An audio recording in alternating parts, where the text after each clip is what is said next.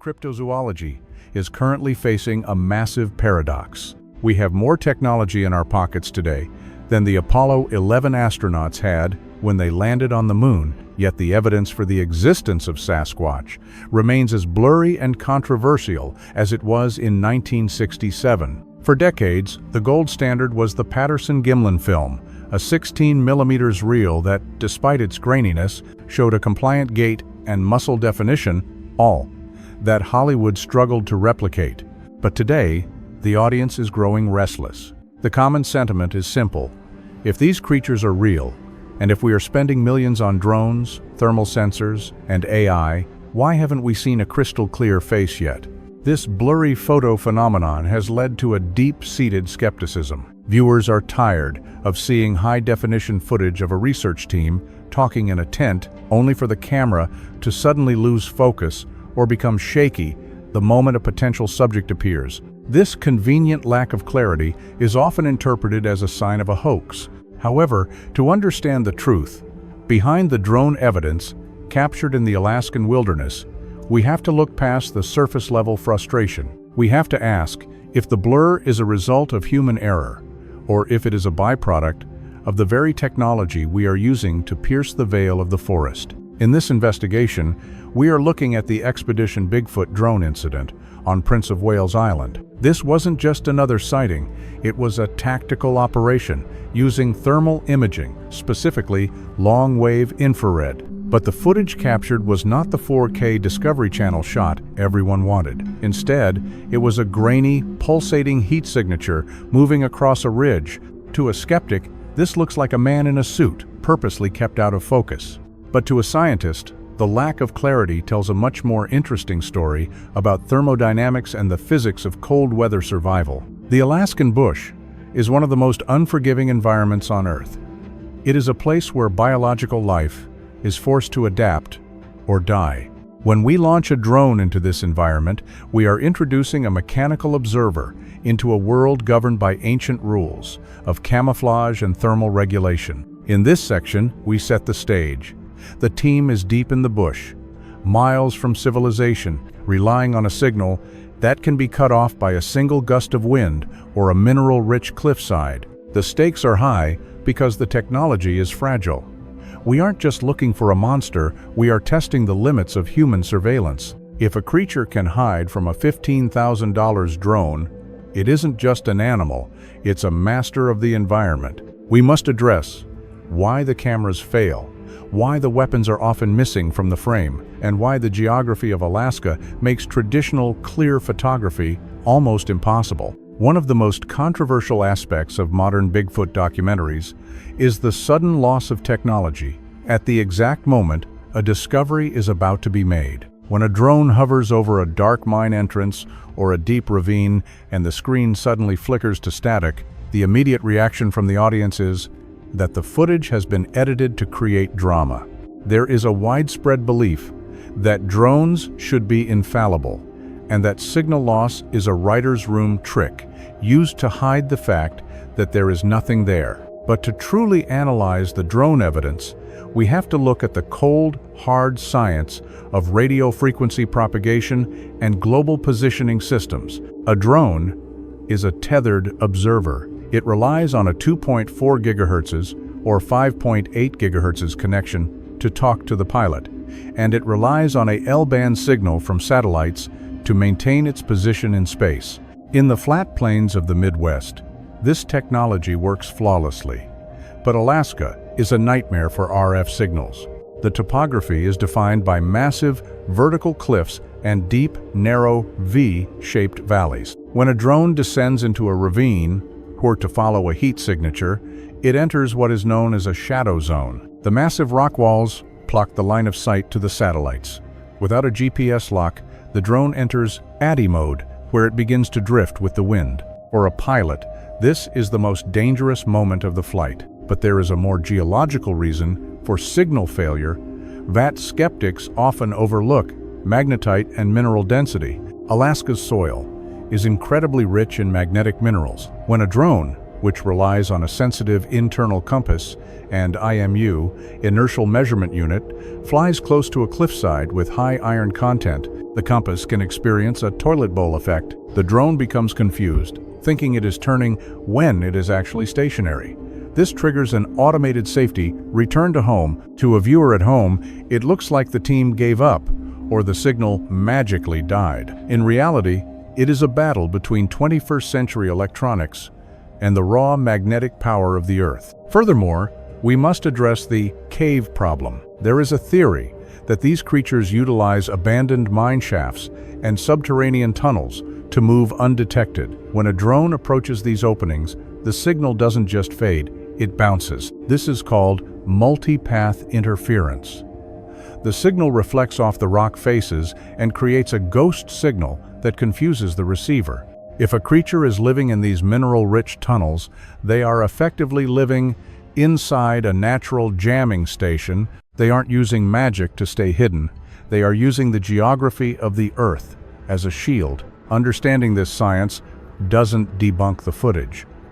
It explains why the footage is so difficult to obtain in the first place.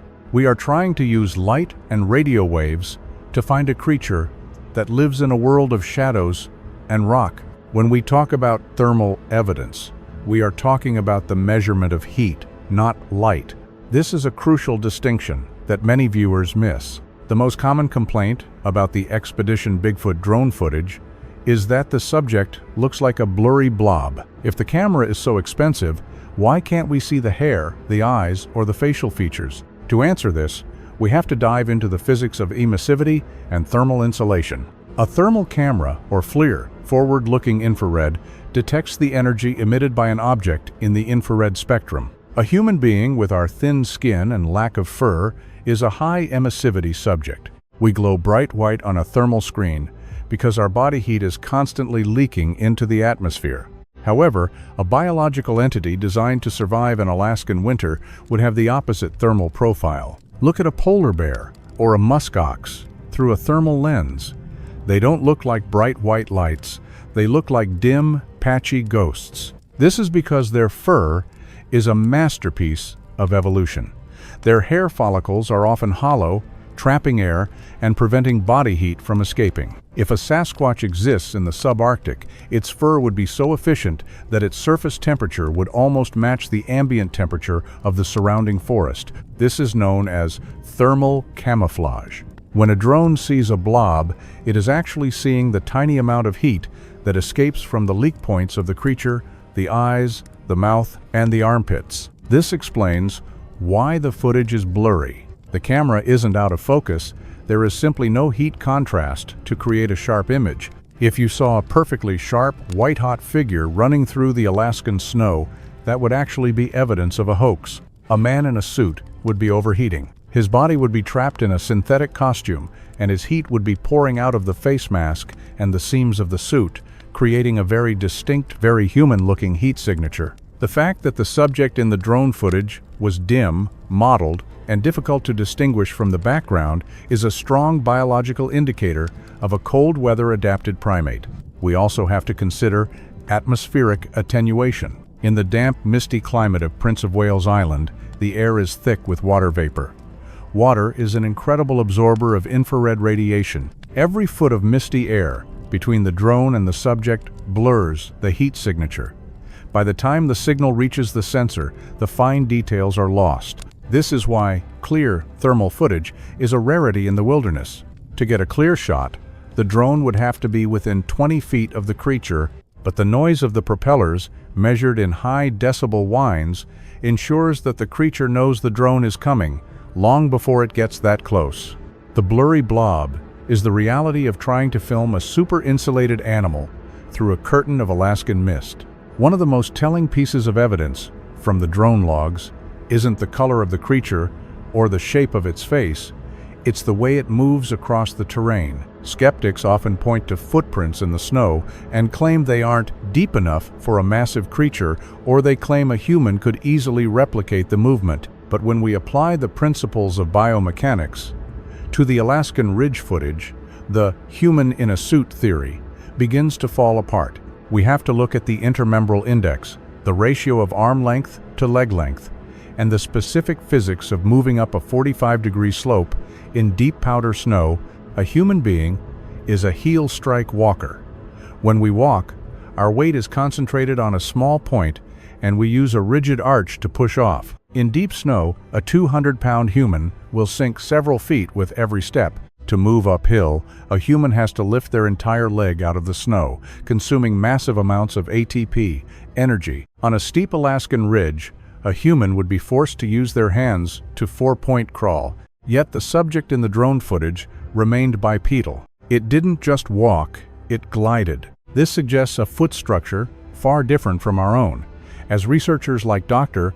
Jeff Meldrum have pointed out, the mid-tarsal break allows a primate to keep its foot flexible, distributing its weight like a natural snowshoe. This flexibility is what allows a 800-pound creature to leave tracks that are only a few inches deep. By distributing the pounds per square inch across a 16-inch long foot, the creature stays on top of the hard-packed layers of the snow. When you watch the drone footage of the figure moving across the ridge, notice the lack of vertical oscillation. A human walking in snow bobs up and down because of the effort of lifting the feet. The subject in the footage, NEB, moved on a horizontal plane, its head remaining steady as its legs did the work. This is the hallmark of a compliant gait, a way of walking that is seen in great apes, but is incredibly difficult for humans to sustain, especially in a heavy, restrictive costume. Furthermore, we have to look at the speed. The drone's telemetry was zero the subject covering distance at a rate that would challenge an Olympic sprinter. To do this on a vertical incline, in sub-zero temperatures, while remaining bipedal, is a feat of engineering that the human body cannot achieve. If this were a hoaxer, they would be a world-class athlete, risking their life on a crumbling cliffside for a few seconds of grainy footage. When we strip away the monster labels and just look at the physics of the movement, we see a biological engine that is tuned for the mountains. The shocking truth isn't just that something is out there, it's that it can move through an environment that would kill a human in hours, and it can do it with a grace that our technology can barely record. A major point of contention for many viewers is the behavior of the research teams. You see a special ops veteran or a scientist walking into a high-danger area, a place where they've heard terrifying screams or found massive kills, and they appear to be completely unarmed. To the American audience, especially those familiar with the Alaskan wilderness, this feels like a total fabrication. Nobody goes into those woods without a 1-2 gauge or a 45-70, is the common cry. This perceived lack of protection leads many to believe the entire show is staged and that the danger is just a script written for television. But the reality of Bigfoot production is a complex mix of legal liability and off-camera security. When you watch a show like Expedition Bigfoot, you are seeing the talent, the scientists, and the investigators who are the face of the program. From a network perspective, having the stars of the show brandishing high-powered rifles on camera is an insurance nightmare. It changes the rating of the show and creates significant liability issues for the production company. However, what you don't see is the perimeter security. In Alaska, it is standard procedure for any film crew to have bear guards.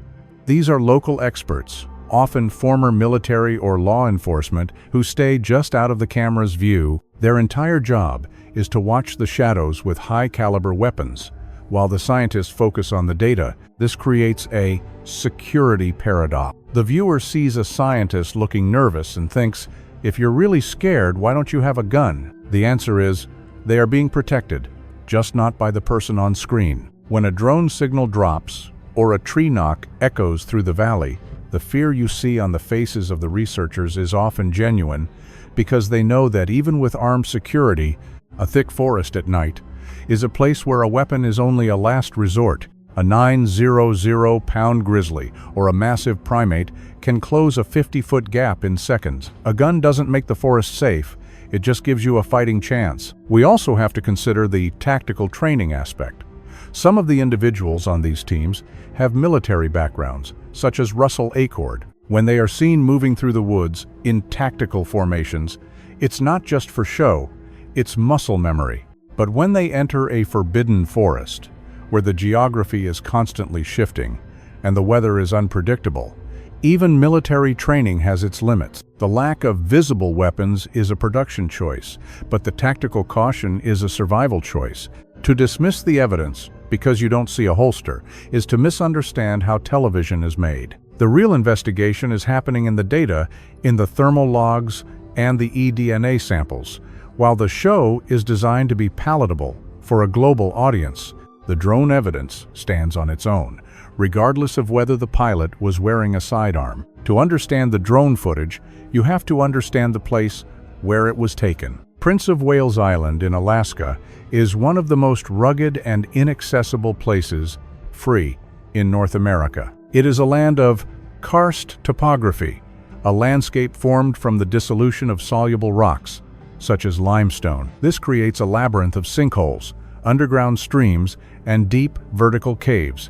This is what we call forbidden geography. It is a terrain that is fundamentally hostile to human surveillance. While a drone gives us a bird's-eye view, it cannot see through the limestone. It cannot see into the thousands of miles of unmapped tunnels that honeycomb the island. The island is also home to some of the densest old-growth forests remaining on the planet. The canopy is so thick that it creates a green ceiling. A drone flying above the trees is looking at a solid mat of Sitka spruce and western red cedar. If a creature stays under that mat, it is invisible. The only way the Expedition Bigfoot drone was able to capture its subject was because the creature was moving across an exposed avalanche chute or a high-altitude ridge. These are the kill zones, the only places where the creature is vulnerable to observation. But as soon as the subject reaches the tree line, it vanishes. This isn't magic, it's a tactical use of the environment. Skeptics often ask, why don't they just follow the tracks? Or, why didn't they fly the drone into the cave? The answer lies in the danger of the karst terrain. A human trying to follow tracks in this environment is at constant risk of falling into a hidden sinkhole or a deadfall trap, where rotting logs are covered by moss, creating a false floor. As for flying a drone into a cave, as we discussed in Section 2, the signal loss is almost instantaneous. Without a signal, the drone will simply crash into the rock walls. The forbidden geography acts as a natural fortress for any large primate that wants to avoid human contact. Furthermore, the weather on Prince of Wales Island is in a constant state of flux. You can have clear skies one minute and a wall of sea fog the next. This fog is saturated with moisture, which, as we know, scatters infrared light. This creates a grayout for thermal sensors. The drone evidence we see is often the result of a perfect window, a few minutes of clear air, and an exposed creature. The rest of the time, the creature is protected by the mist and the limestone. When we look at the truth behind the drone evidence, we have to respect the land. Alaska is not a backyard. It is a prehistoric wilderness that has its own rules. The fact that we have any footage at all is a testament to the persistence of the researchers and the power of the technology, but the land will always have the final say.